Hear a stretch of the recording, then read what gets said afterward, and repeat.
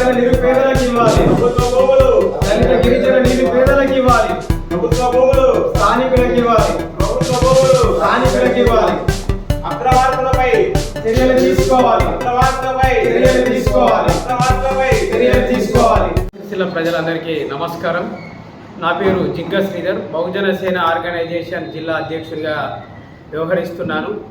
రాజన్న సిరిసిల్ల జిల్లాలో గత కొంతకాలంగా ప్రభుత్వం ఇచ్చిన అసైన్డ్ భూములను ఆక్రమణకు గురి చేస్తున్నారు. ప్రభుత్వం ఇచ్చిన అసైన్డ్ భూమి ఆక్రమణకు గురవుతున్నప్పుడు అధికారులు ఏ విధంగా చర్యలు తీసుకుంటారు అనే విషయాన్ని తెలుసుకోవడం కోసం ఈరోజు వారి యొక్క వైఫల్యాలను ప్రజల దృష్టికి తీసుకురావడం జరుగుతుంది.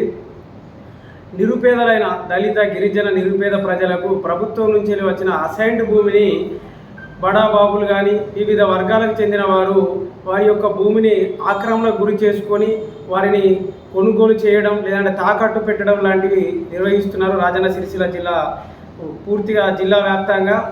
సో ఒక అసైన్డ్ భూమిని కొనుగోలు చేసిన అమ్మిన లేదంటే తాకట్టు పెట్టుకున్నప్పటికీ జైలు శిక్ష అని చట్టాలు చెప్తున్నప్పుడు 1979 చట్టం ప్రకారం అసైన్డ్ భూమిని ఎవరైనా కానీ తాకట్టు పెట్టుకున్నట్టయితే జైలు శిక్ష ఉందనే చట్టం చెప్తున్నప్పటికీ మరి యొక్క అధికారులు ఎందుకు నిర్లక్ష్యం వహిస్తున్నారనేది తెలియడం లేదు. ఈ మధ్య మిత్రుడు ఈ సిరిసిల్ల మున్సిపాలిటీ పరిధిలోని గుష్టిపల్లిలో ఉన్న ప్రభుత్వ భూమిని కొంతమంది ఆక్రమించుకొని వెంచర్గా దానిని అమ్ముతున్నారని ప్రజావాణిలో ప్రభుత్వం దృష్టికి తీసుకెళ్ళినప్పటికీ మరి ఆ భూమిపై ఏ విధమైన చర్యలు తీసుకున్నారనేది ఇప్పటికి కూడా కనిపించడం లేదు. ఈ విధంగా అధికారులు ఉన్నట్లయితే మరి పేద ప్రజలకు న్యాయం జరుగుతుందా అనే విషయాన్ని ఈ సందర్భంగా వారిని అడగడం జరుగుతుంది. అదేవిధంగా రాజన్న సిరిసిల్ల జిల్లా తంగలపల్లి మండలం సారంపల్లి గ్రామంలో కూడా సిరిసిల్ల సిద్దిపేట ప్రధాన రహదారి ఆనుకొని ఉన్న గవర్నమెంట్ ల్యాండ్ను కూడా అసైన్డ్ భూమిని పేద ప్రజలకు కేటాయించిన అసైన్డ్ భూమిని బడాబాబులు అంటే సిరిసిల్ల పట్టణంలో నివాసం ఉంటున్న వారు కూడా ఇటు భూమిని ఆక్రమణ చేసిరనే ఆధారాలతో సహా మా దగ్గర ఉన్నది. వారు ఒక నిరుపేదలకు చెందాల్సిన భూమిని సిరిసిల్ల పట్టణంలో నివసిస్తున్న వారిపై ఏ విధంగా మార్పు చేర్పులు జరుగుతున్నాయనే విషయాన్ని కూడా ఈ సందర్భంగా అడగడం జరుగుతుంది. ఎందుకంటే స్థానికులై ఉన్న వ్యక్తులకే అసైన్డ్ భూమిని కేటాయించాలని చట్టం చెప్తున్నప్పటికీ మరి సిరిసిల్లలో లేదంటే వివిధ పట్టణాలలో ఉన్న వ్యక్తులు అసైన్డ్ భూమిని ఏ విధంగా వారి పేరు మీద మార్చుకుంటున్నారు, ఏ విధంగా తాకట్టు పెట్టుకుంటున్నారు అనే విషయాన్ని అధికారులు విచారణ జరిపి నోటీసులు ఇచ్చి వారిపై తగు చర్యలు తీసుకోవాలని ఈ సందర్భంగా కోరుకోవడం జరుగుతుంది.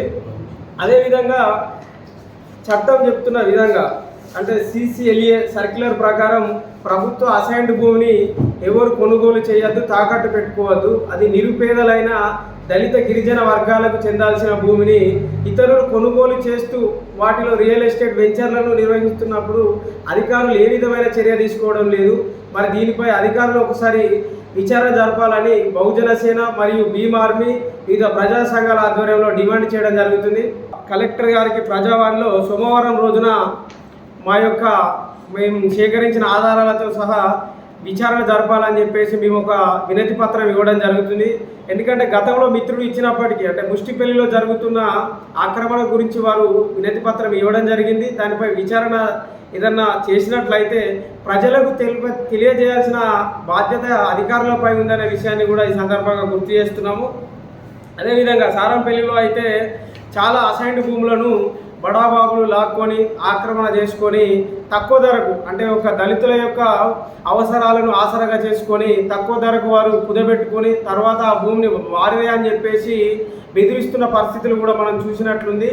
సో వీటిపై బహుజన సేన కానీ భీమ్ ఆర్మీ కానీ వివిధ ప్రజా సంఘాలు అనేవి పెద్ద ఎత్తున ఉద్యమం చేయడానికి కూడా సిద్ధంగా ఉన్నాయి. ఎందుకంటే పేదలకు అర్హులైన నిరుపేద దళిత వర్గాలకు చెందాల్సిన భూమిని బడాబాబులు ధనికులు మళ్ళా స్థానికేతరులు లాక్కోవడం అనేది ఇది చట్ట వ్యతిరేకం. ఇలాంటి పనులు ఎవరు చేసినప్పటికీ తీవ్ర స్థాయిలో ఉద్యమం చేయడానికి సిద్ధంగా ఉన్నామని ఈ సందర్భంగా తెలియజేస్తున్నాం.